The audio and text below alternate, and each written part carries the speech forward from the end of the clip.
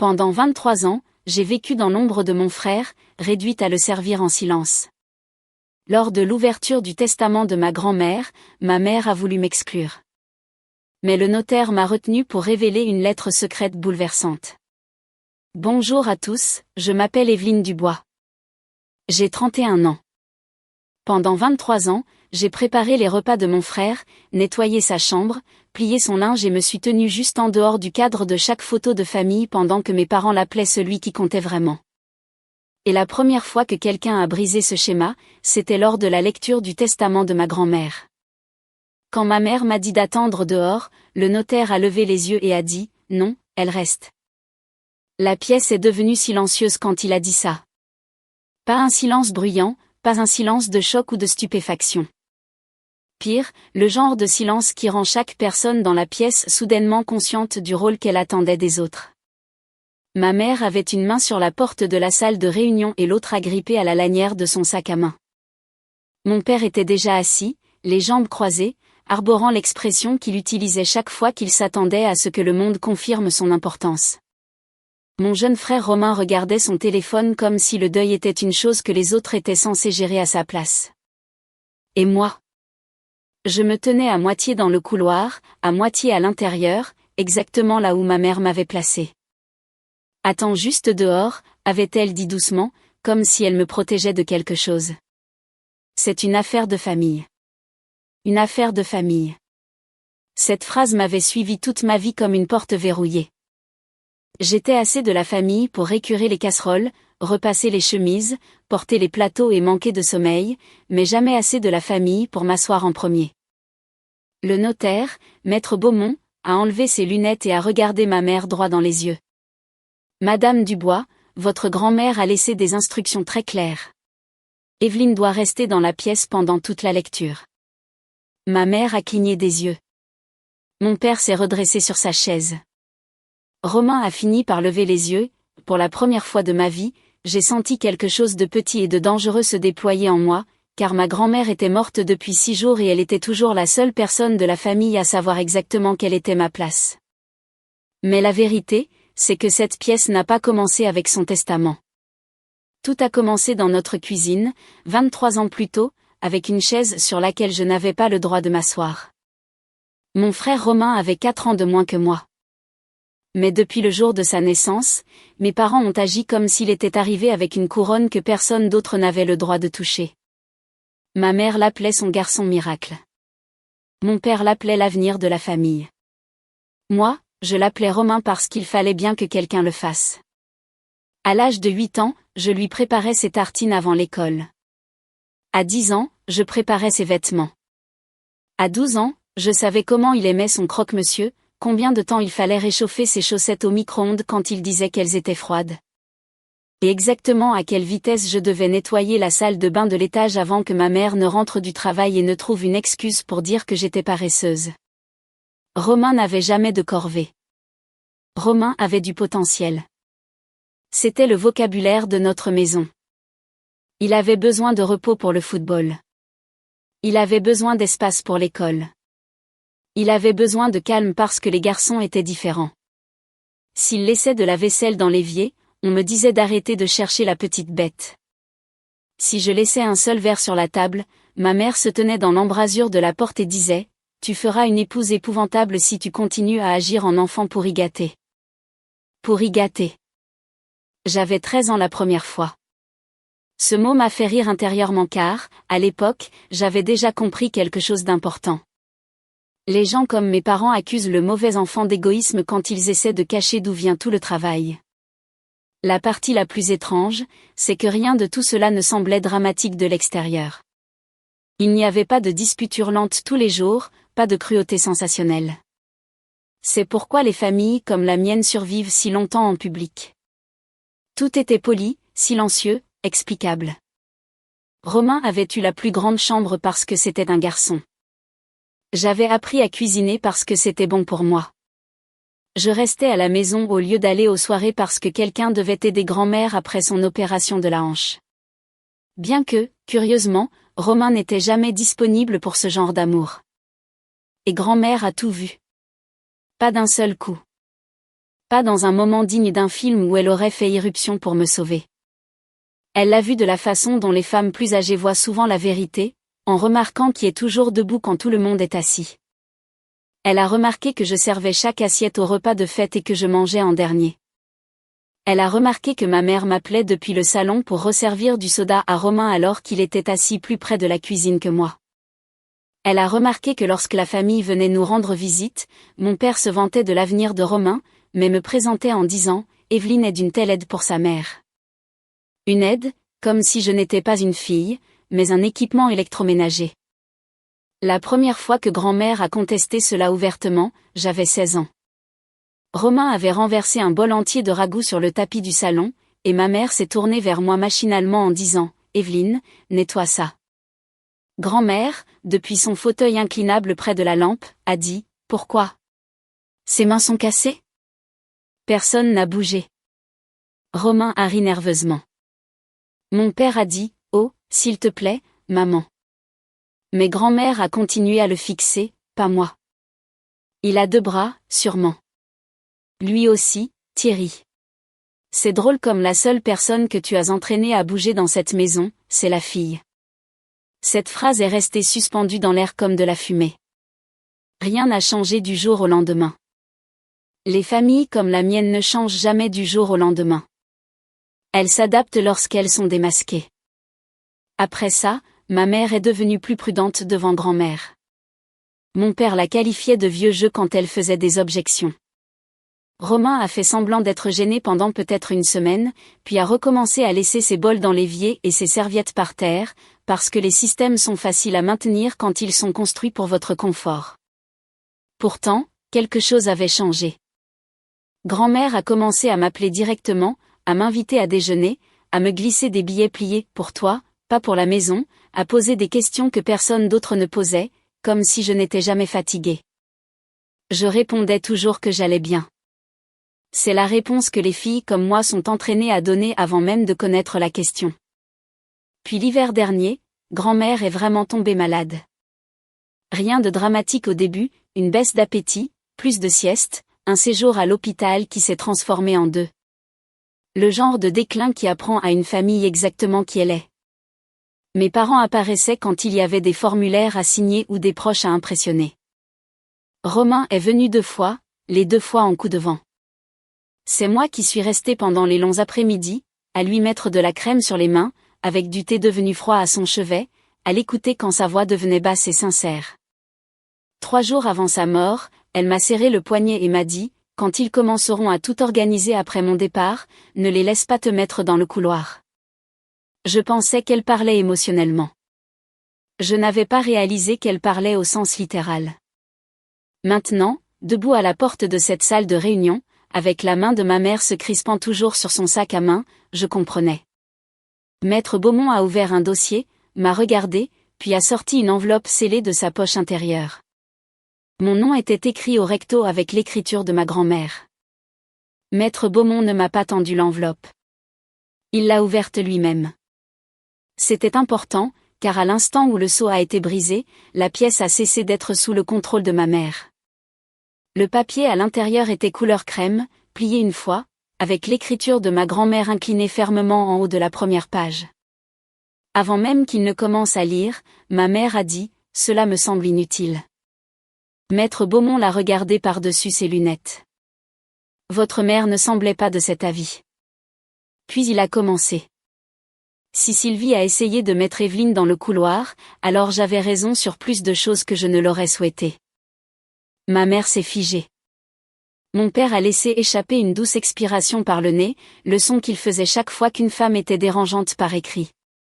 Beaumont a continué.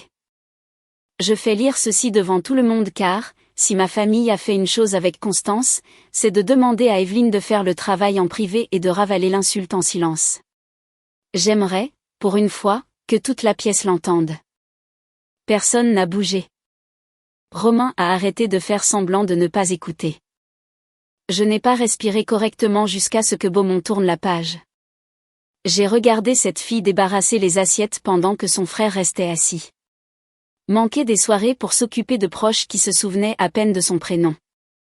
Laver les chemises d'un garçon assez grand pour utiliser ses propres mains, et se tenir 2 pas derrière chaque photo de famille comme si elle faisait partie du personnel qu'on avait oublié de renvoyer. Ma mère a fait un petit bruit. Oh, pour l'amour du ciel. Voulez-vous que je m'arrête, a demandé Beaumont. Elle a regardé mon père. C'était une réponse suffisante. Il a repris sa lecture. Quand une famille décide qu'un enfant est l'avenir, elle décide presque toujours qu'un autre enfant sera la main-d'œuvre. Dans cette maison, Romain était félicité simplement pour exister. Evelyne n'était remerciée que lorsqu'elle était utile. Cette phrase a frappé si fort qu'elle en est devenue physique, non pas parce qu'elle était nouvelle, mais parce qu'elle n'avait jamais été dite à voix haute devant eux tous auparavant. La voix de Beaumont restait neutre, professionnelle, presque douce, ce qui, d'une certaine manière, rendait la chose encore pire. Je n'écris pas ceci par pitié pour Evelyne. Je l'écris parce qu'on lui a appris à confondre l'endurance avec la force de caractère, et que le reste d'entre vous a été heureux de la laisser faire. Romain a ri une fois, à voix basse. Un rire nerveux, dédaigneux. La façon dont rient les garçons élevés comme des rois quand la pièce décrit soudainement le royaume avec exactitude. Grand-mère avait prévu ça aussi. Si mon petit-fils rit pendant cette lecture, dites-lui qu'être adoré n'est pas la même chose qu'en être digne. Le rire est mort dans sa gorge. Mon père a bougé sur sa chaise. C'est absurde. Beaumont l'a ignoré. Il a tourné une autre page. Je me souviens du ragoût sur le tapis. Je me souviens des matins d'école. Je me souviens de Sylvie confiant des tâches à Evelyne comme de petits tests de dévotion, et de Thierry appelant cela une bonne préparation. Une préparation pour quoi ? Pour devenir l'aide non rémunérée des personnes qui partagent son sang. J'ai regardé ma mère à ce moment-là. Non pas parce que je voulais y voir de la culpabilité. J'avais cessé de m'attendre à ce que la culpabilité arrive à temps dans cette famille depuis des années. Je voulais voir si elle se reconnaissait. C'était le cas. Et c'était le pire. Je pouvais le voir à la façon dont elle pinçait les lèvres et fixait la table. Comme si, en devenant suffisamment impassible, la lettre pourrait devenir méchante au lieu d'être vraie. Beaumont a continué, quand j'ai demandé à Evelyne, à 16 ans, si elle était parfois fatiguée, elle a menti et m'a dit qu'elle allait bien. C'est ce que font les filles comme elle quand elles ont déjà appris que nommer le fardeau ne fait que le renvoyer sur leurs propres épaules. J'avais oublié cette conversation. Ou peut-être pas oublié. Enterré. Ma grand-mère sur la véranda, un verre perlant de condensation à la main, me regardant dire « Je vais bien », avec ce même petit sourire mort que j'utilisais avec ma mère quand j'essayais de ne pas me voir assigner autre chose. Romain a fini par dire « Et alors ?» Grand-mère écrit une lettre à mère, et maintenant on est tous des méchants. Beaumont a plié un coin de la page avec son pouce et a dit « Non, ce sont les années qui ont fait ça. Votre grand-mère n'a fait que prendre des notes. » Ça l'a fait taire. Puis est venue la phrase qui a changé l'atmosphère de la pièce. Si Evelyne est dans ce bureau aujourd'hui, c'est que j'ai échoué à la protéger pleinement de mon vivant, ce qui signifie que je dois être précise dans la mort. Avant toute division des biens, des souvenirs, des meubles, des bijoux ou toute revendication d'équité familiale, veuillez demander à Maître Beaumont de récupérer le registre noir dans le double fond de la boîte à farine de mon cellier et de le remettre entre les mains d'Evelyne. La tête de ma mère s'est redressée d'un coup. Mon père est devenu blanc d'abord, puis rouge. C'était la première réaction intéressante de toute la matinée. Pas face à la lettre, mais face au registre. Beaumont a baissé les pages et a regardé mon père directement. Savez-vous à quoi elle fait référence ? Il a répondu trop vite. Non. Ma mère n'a rien dit du tout, et cela m'en a dit plus que son déni à lui, car ma mère avait de nombreux talents, mais la surprise n'en faisait pas partie. Ce qui a traversé son visage n'était pas de la confusion, c'était de l'effroi. Beaumont a replié la lettre soigneusement, l'a posée à côté de son dossier et a dit « Nous allons faire une pause dans la lecture. » Pourquoi faire, a exigé mon père. Pour récupérer le registre que votre mère considérait de toute évidence comme pertinent. Romain a ricané. C'est insensé. C'est probablement un vieux carnet de courses. Beaumont l'a regardé de la même manière que les médecins regardent les idiots confiants aux urgences. Ce sera assez facile à vérifier. Puis il s'est tourné vers moi. Mademoiselle Dubois, je vous suggère de venir avec moi. Ma mère s'est levée si vite que sa chaise a raclé le sol. Ce ne sera pas nécessaire. L'expression de Beaumont n'a pas changé. Au contraire, a-t-il dit. Votre belle-mère a été très claire. Evelyne reste. Et pour la première fois de ma vie, mon père ne m'a pas regardé comme une aide, ni comme un élément de décor, ni comme la fille à qui il pouvait donner des ordres depuis l'autre bout de la pièce, mais comme quelqu'un qui tenait peut-être déjà le mauvais bout de l'histoire. Mon père s'est levé si vite que sa chaise a heurté le mur. Vous n'allez pas entrer dans cette maison pour fouiller le cellier de ma mère comme des profanateurs de tombes. Beaumont n'a même pas tressailli. Dans ce cas, vous auriez dû espérer qu'elle laisse des instructions moins précises. C'est à ce moment-là que ma mère a commis son erreur.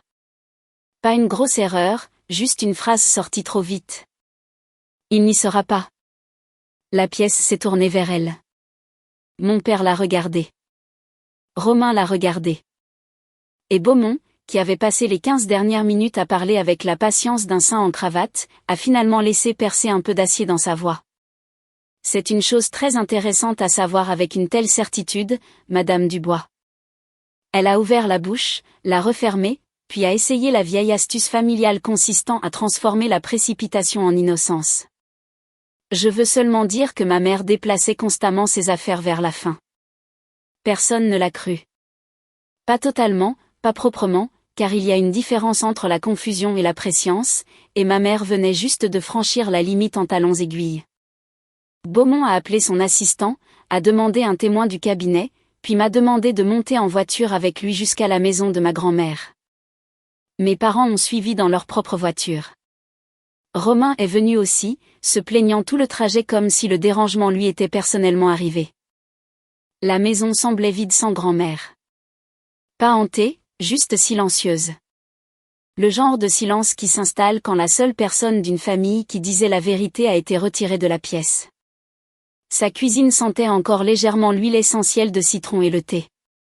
La boîte à biscuits en céramique en forme de coque était toujours près de la cuisinière. Son gilet pendait encore sur le dossier de la chaise du petit déjeuner, et pendant une stupide seconde, je me suis attendue à la voir arriver dans le couloir pour nous demander pourquoi nous mettions tous de la boue sur son sol.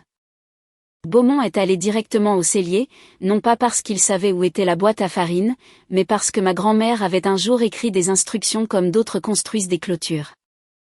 Étagère du haut, boîte bleue, double fond. C'était tout ce qui était écrit dans ses notes. Ma mère rôdait à 1 mètre de là, feignant l'indignation. Mon père n'arrêtait pas de dire des choses comme « c'est dégradant » et vous tirez des conclusions à partir des sautes d'humeur d'une vieille femme. Romain s'appuyait contre le chambranle de la porte, les bras croisés. Déjà ennuyé. Comme si les dernières volontés de sa grand-mère interrompaient quelque chose de plus important dans sa journée. Beaumont a descendu la boîte à farine bleue. Il a vidé la moitié de la farine dans un bol de préparation sur le plan de travail, puis a tapoté une fois le fond avec son articulation. Creux. Personne n'a parlé. Il a glissé un couteau à beurre sous le rebord intérieur et a soulevé. Le double fond est venu sans résistance. À l'intérieur se trouvait un registre noir. Ma mère s'est carrément assise. C'est comme ça que j'ai su qu'elle l'avait déjà vu. Pas lu peut-être, mais vu. Assez connu pour en avoir peur. La couverture était usée sur les bords. L'écriture de grand-mère figurait sur le devant, registre de la maison. Privé. Beaumont l'a ouvert sur la table de la cuisine. Les premières pages semblaient inoffensives. Compte de course, note d'électricité, date de réparation. Puis il a tourné sur une page marquée par un bout de ruban rouge, et l'atmosphère a changé. En haut, de l'écriture soignée et inclinée de grand-mère, il y avait 4 mots, ce qu'Evelyne a porté. Personne n'a bougé.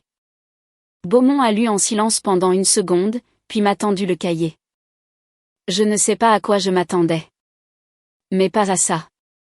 Page après page, des dates, des tâches, des heures, des événements scolaires manqués, des week-ends annulés, des repas préparés, des machines à laver, des visites chez le médecin où j'avais accompagné grand-mère parce que mes parents étaient occupés avec Romain, Du babysitting pour mes cousins quand ma mère m'avait porté volontaire sans me demander.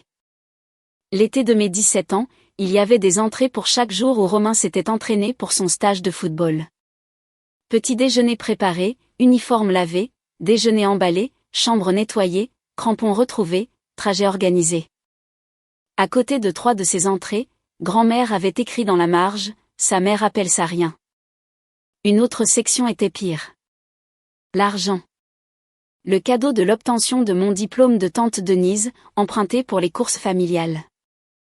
Mon salaire à temps partiel de la pharmacie, pris pour les frais de la maison, pendant que les frais de tournoi de Romain étaient payés rubis sur l'ongle.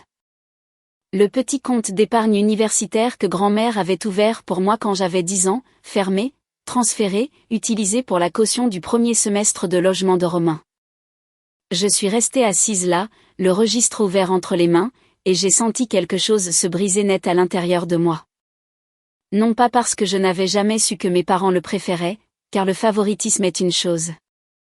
La documentation en est une autre.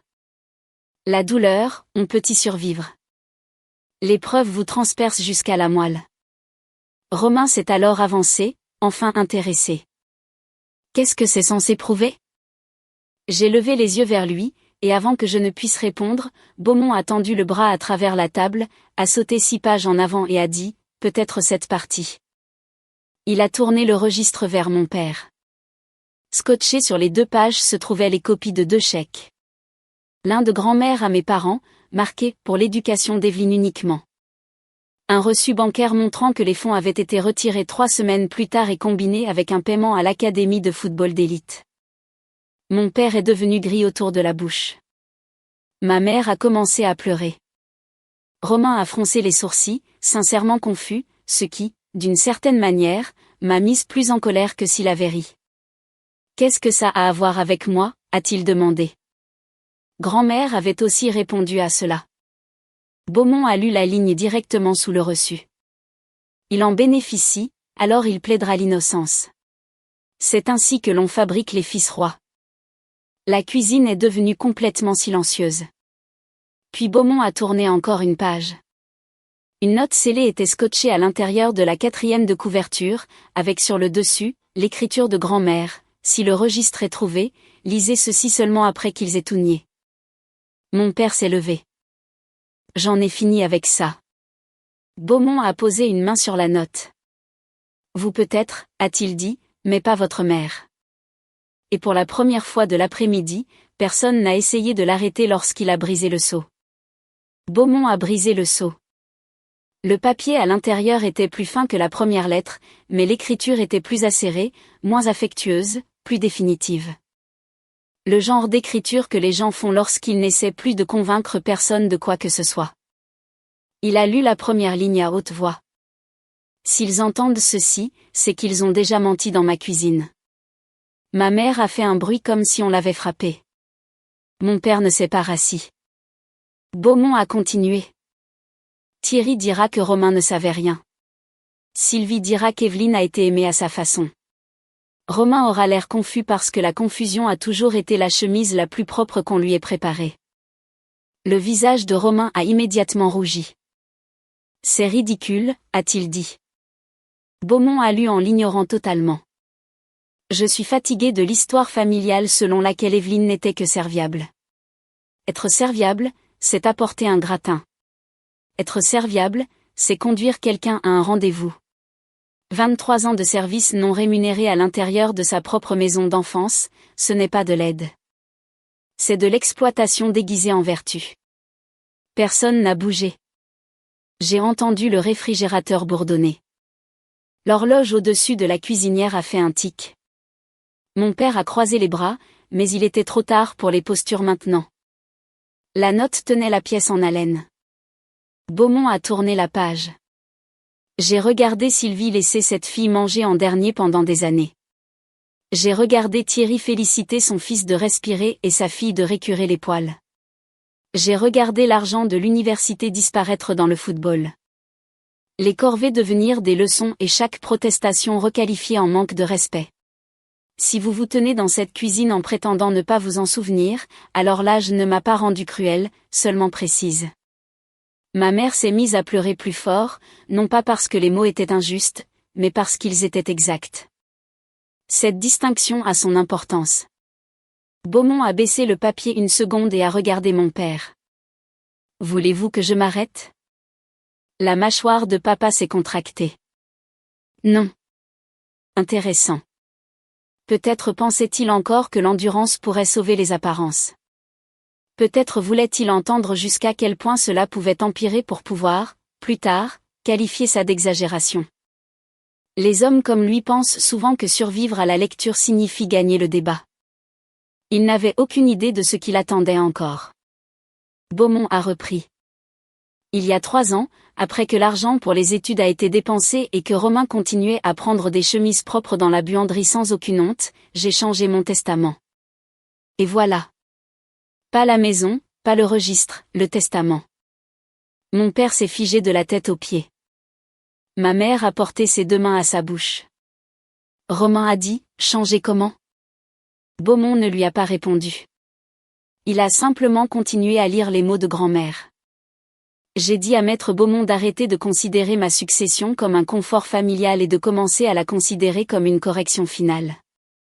Correction. Ce mot a résonné comme du métal tombant sur du carrelage. J'ai regardé Beaumont à ce moment-là, et pour la première fois de la journée, je l'ai lu sur son visage aussi. Pas de la surprise, de l'anticipation. Il savait déjà vers quoi la note menait. Il le savait probablement depuis le matin et laissait simplement la famille franchir chaque porte dans l'ordre prévu par grand-mère. Beaumont a lu le paragraphe suivant plus lentement. Si Sylvie pleure, laissez-la. Les larmes ne rendent pas ce qui a été pris. Si Thierry parle d'équité, demandez-lui si l'équité a une seule fois exigé que Romain lave sa propre assiette. Si Romain dit qu'il n'a jamais rien demandé de tout cela, rappelez-lui que le confort accepté pendant 23 ans est aussi un choix. Romain a fini par craquer. J'étais un gamin. Je me suis tourné vers lui avant que Beaumont ne puisse répondre. Tu avais 22 ans quand je faisais encore tes lessives.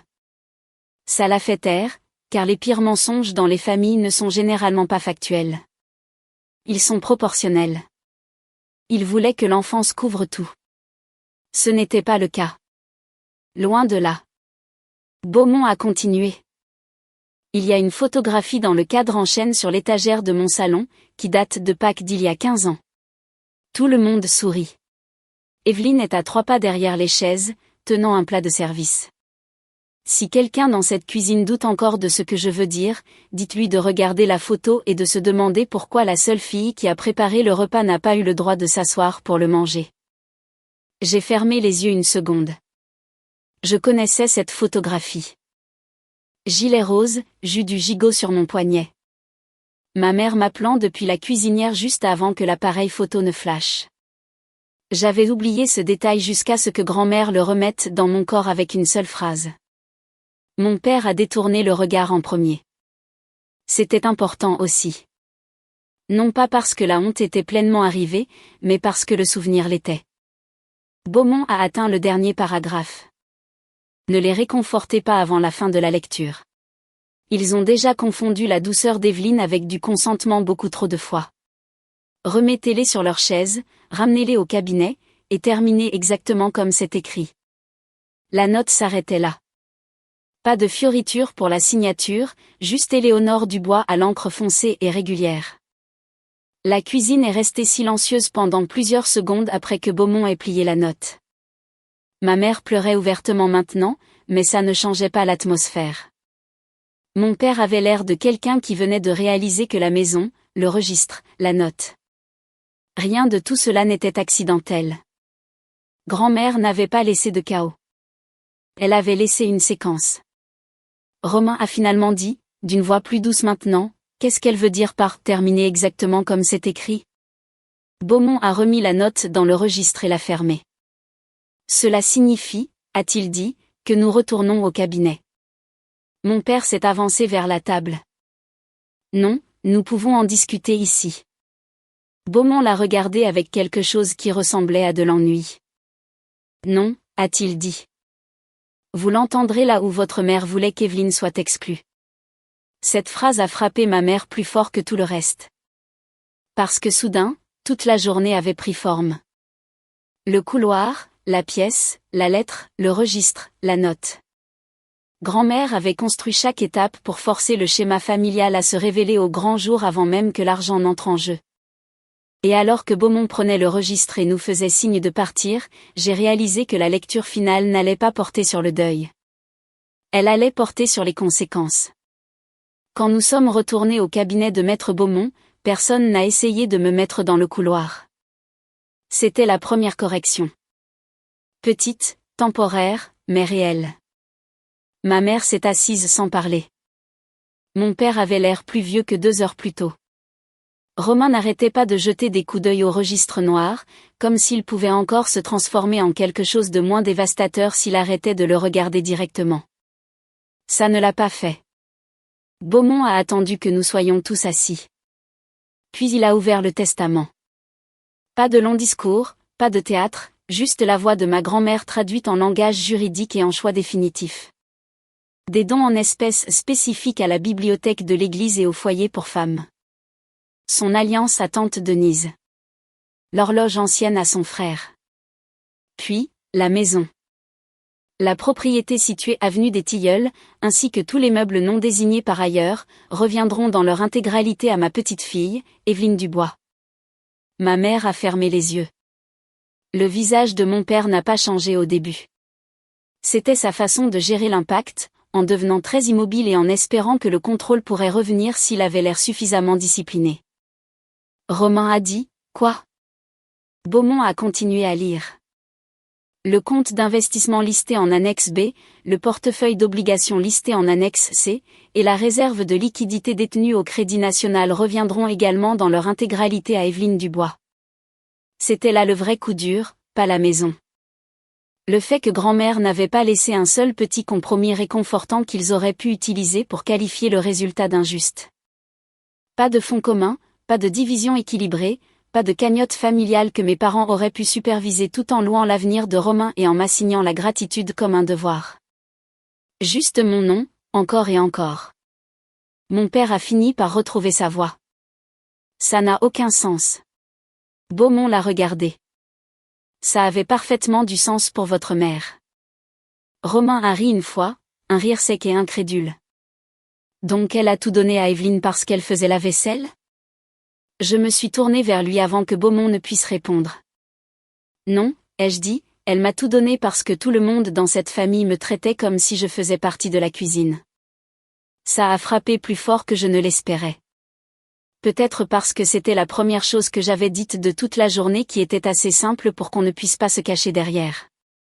Beaumont a tourné une page et a poursuivi. Il y avait une instruction finale concernant toute contestation de ce testament. Bien sûr qu'il y en avait une. Grand-mère n'avait jamais mis la table sans planifier le nettoyage. Si l'un des bénéficiaires conteste ce testament ou tente de faire pression sur Évelyne Dubois pour obtenir une redistribution privée en dehors des avocats, la part restante de cet individu sera révoquée et redirigée vers le fonds Éléonore Dubois pour l'hébergement des jeunes femmes. La tête de Romain s'est redressée. La part restante? Beaumont a hoché la tête une fois. Votre grand-mère vous a bien laissé quelque chose. Il a fouillé dans le dossier et en a sorti une plus petite enveloppe. Le nom de Romain y figurait. Mon frère l'a prise comme si elle allait le mordre. À l'intérieur, il y avait un mot manuscrit et un chèque de banque. 5 000 €. C'était tout. Romain a fixé le montant comme si c'était une insulte sous forme numérique. Beaumont a lu le mot quand Romain ne l'a pas fait. Romain, c'est suffisant pour une caution, un matelas est ton premier mois pour apprendre où vont tes assiettes quand aucune femme ne passe derrière toi. Avec amour, grand-mère. J'ai littéralement dû pincer les lèvres pour m'empêcher de rire. Ma mère a poussé un petit cri scandalisé. Mon père s'est à demi levé. C'est humiliant. Beaumont a plié la note. Non, a-t-il dit, ce qui était humiliant, c'était de faire porter votre maison à votre fille et d'appeler ça de la force de caractère. Personne n'a parlé après ça. Et pour la première fois en 23 ans, le silence dans la pièce n'était pas à moi de le combler. Les retombées ont été rapides. Ma mère a pleuré sur le parking et m'a dit qu'elle n'avait jamais voulu que les choses deviennent si inégales. C'était son mot, inégal. Comme si ma vie entière avait été une nappe légèrement décentrée au lieu d'un système bâti sur mon travail. Mon père a tenté une dernière approche la semaine suivante. Il a demandé à ce qu'on se voie en famille. J'ai accepté uniquement parce que Beaumont m'avait dit de ne jamais rencontrer un homme désespéré seul quand il y a un héritage en jeu. Papa s'est assis en face de moi dans un café et a parlé pendant 14 minutes sans prononcer une seule fois les mots que j'avais tort. Il a dit que grand-mère avait été émotive, qu'elle avait laissé de vieilles rancunes colorer son jugement, que je n'étais pas le genre de personne à avoir besoin de tout cet argent de toute façon. Cette phrase m'a tout dit, même à ce moment-là, même après le registre, même après la note, même après le testament. Il pensait toujours que ma force faisait de moi une cible plus facile à dépouiller. Je me suis levée, j'ai posé de l'argent sur la table pour mon café et j'ai dit, c'est pour ça qu'elle m'a tout laissé. Puis je suis partie. Romain a déménagé dans les 3 semaines. Apparemment, 5 000 € et le mépris d'une grand-mère morte apprendront plus à un homme sur la vie d'adulte que 23 ans à se faire servir ne l'ont jamais fait. Aux dernières nouvelles, il a appris à cuisiner 2 choses mal et à arrêter de qualifier les femmes de dramatiques quand elles lui demandent de faire la vaisselle. Ma mère a continué à m'écrire de courtes lettres au début, puis des plus longues, des excuses qui tournaient autour de la vérité avant de finalement atterrir dessus. La seule que j'ai gardée disait ceci: je crois que j'ai confondu ta fiabilité avec ton rôle. J'ai laissé la maison dépendre de toi parce que c'était plus facile que de demander aux hommes qui y vivaient de changer. Celle-là a fait mal parce qu'elle était vraie. Quant à moi, j'ai gardé la maison, pas par vengeance, mais parce que, pour la première fois de ma vie, je voulais vivre dans un endroit que je n'avais pas gagné en servant les gens qui s'y trouvaient. J'ai repeint la cuisine, déplacé la table pour que personne ne s'asseye en bout de table par défaut, j'ai fait encadrer la photo de Pâques dont parlait grand-mère et je l'ai accrochée dans le couloir. Non pas parce que je voulais me souvenir de l'humiliation, mais parce que je voulais la preuve que quelqu'un l'avait vue clairement bien avant moi. Parfois, je me surprends encore à rester debout quand personne ne me l'a demandé. À tendre le bras pour prendre les assiettes après que les autres se soient assis. Ce genre d'entraînement ne s'évapore pas juste parce qu'un notaire lit la vérité à voix haute. Mais maintenant, quand je m'en rends compte, je aime m'assier. C'est ce que l'héritage est devenu pour moi à la fin. Pas les comptes en banque, pas la maison. La permission. La permission d'arrêter de jouer la carte de l'utilité en échange du droit d'appartenir à la famille.